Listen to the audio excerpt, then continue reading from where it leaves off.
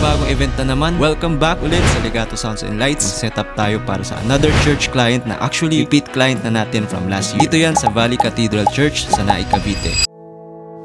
Full band setup ito pero sa kanila na yung backline at sa atin naman yung full sounds and lights. 2 days nga pala itong event na to, bali ito yung night before the first day ng event. Early kasi tayo the next day kaya need natin ma-setup ito agad. 3 QSC subs nga pala yung dala ko dito at grabe, solid pala ng tunog ng nakatatlong center cluster placement ng subs. At ayan, pinapasok na natin sa venue yung mga gamit. Napakaluwag ng venue dito kaya kakailanganin natin ng delay speakers para ma-cover yung area sa likod. Mamaya ay papakita ko din kung paano ko ito sinet up. That's their stage. Ang haba talaga niya from left to right. Honestly, medyo nagkulang tunog ko dito at di ako nakapaglagay ng center fields. Pero pwede na siya at may huge aisle naman kasi sa gitna. So more on nasa side area lang yung guest. Sineset up na namin yung RCF Art 745A powered speakers dito. 1 for each sides. Kayang-kaya na nito yung front to middle area since 133 dB naman yung max SPL nito. After setting up our subs, sinet up na namin yung digital snake. Naglabas na din ng mga extension cables and XLR cables. Importante din na naka-wrap ng maayos ang cables natin. Alam nyo ba guys yung over-under method ng mag-wrap? If di mo pa alam yan, ako ganito lang yan. If isa ka sa mga ganito magtali ng cables, oras na para itigil mo na yan. Ang result kasi niyan, hindi straight ang cables mo. Kaya panigurado, mahirapan ka mag-unwrap yan sa next event mo. Hindi ko maituturo for this vlog. I'll share a link na baka maging helpful sa inyo guys. Anyways, wire up na tayo. Active speakers lahat ng gamit natin, kaya XLR connections na lang between speakers and ng digital snake natin. Ayan, world export din pala yung drums nila tulad ng akin. Sinetap na din natin sila ng mga Shure drum mics. Sa drum mics, 5 inputs na gamit ko dito. Usually, sinasalpak ko siya sa first 5 inputs ng digital snake. At ayan, LAN cable na lang from snake to mixer. Na-reduce talaga yung time ko dito sa setup dahil sa digital snake. Ayan, wireless mics naman next. Usually sa tech booth, ito lang yung mga nasa desk ko. Mixer, light controller, at wireless mic receiver. Minsan laptop din if kailangan. Binuksan ko na din yung aking digital mixer na Allen Heath SQ5. 16 channels nga lang pala analog inputs nito. Na pwede mo i-extend up to 40 digital inputs using digital snake papunta dito sa S-Link na SQ5. Bali, compatible lang ito sa Allen Heath na digital snake. Anyways, mag-EQ na tayo ng drums.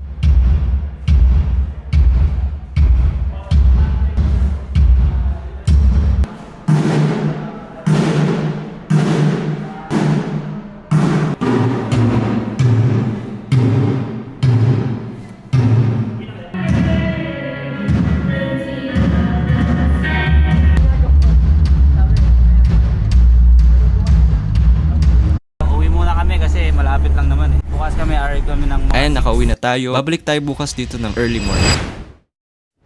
Good morning! First day na ng event. Napakaganda nga naman ang araw today. Good weather din. Ayan yung church nila. Lawak ng land area dito. Di na namin problema yung parking talaga. Bubukas na lang tayo dito ng mga gamit and mag-prepare na for the event.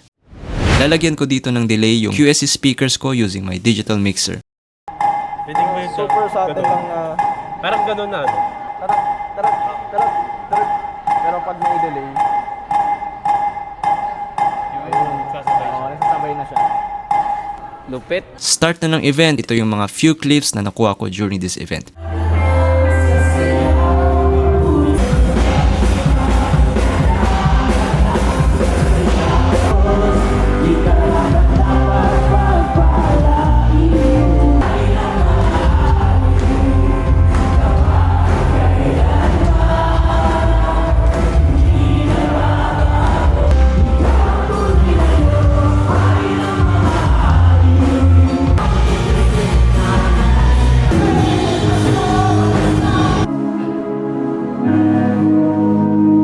That's it for our first day. Di na ako nakapag-video na the next day dahil dumating na yung mga in-order ko na LED wall at mga bagong lights. Finally, after a long wait ay nandito na at makakapag-provide na din tayo ng LED wall services sa events. Pag-video call na lang ako sa kanila para makita ko din yung pagdating ng mga gamit. Ramdam ko yung excitement kahit andun ako sa event. First time ko makapag-own ng LED wall. Honestly, hindi ko pa alam paano ito i-set up. Kaya need ko mag-set ng isang araw para i-gather ko yung grupo at mag-practice ka. Baguhan pa lang din kasi tayo kaya more learnings. At isa pa, first time ko din makapag-own ng moving heads. Meron na akong new pair ng Beam 295 at isa namang moving head wash. Nagamit ko din yan sa mga sunod na events after nitong vlog na to. Kaya abangan nyo na lang yung next vlog. Paano kaya to guys? Di nakakaya ng L3 natin yan. Sa sobrang dami at lalaki ng tour case. Need ko na kaya guys ng bagong sasakyan. Parang kailangan ko na talaga. Anyways, iniisip ko na din yan for this year. Hopefully ay makakuha ko ng close van or iniisip ko din na baka Travis na. Basta guys, di pa talaga ako decided. More planning pa. That's it for our vlog. Big shout out. Shout out sa JM Pro Lights and Sound Aguilar from Pangasinan. Byron Tech from Santiago City. Frank Brothers Lights and Sound. Allen Cañete. Porta Orientalis Brothers Lights and Sound from Polillo, Quezon, KI Lights and Sounds from Pateros, Triple J Lights and Sounds from Urdaneta City, Jolwen Lights and Sound from Pampanga, Amplify ST ng Batangas City, Ballesteros Sounds and Lights from San Agustin Isabela, Beezer Lights and Sound, Ruel America from COG Mabagon, Jetski Lights and Sound from Misamis Occidental, AD Lights and Sound from Tarlac, Videoke Rental Bacolod, Orange Manila Lights and Sound, JILSS from Noveleta Cavite, Lipa City Batangas, Q Music Authority ng Lagro QC, Monsky Audio Lights and Sound, 4J Lights and Sound from Italy, Technic Zero Lights and Sound, Sir's Party Needs Rental from Samal Island. That's it for our shoutout. See you again sa next vlog. Salamat!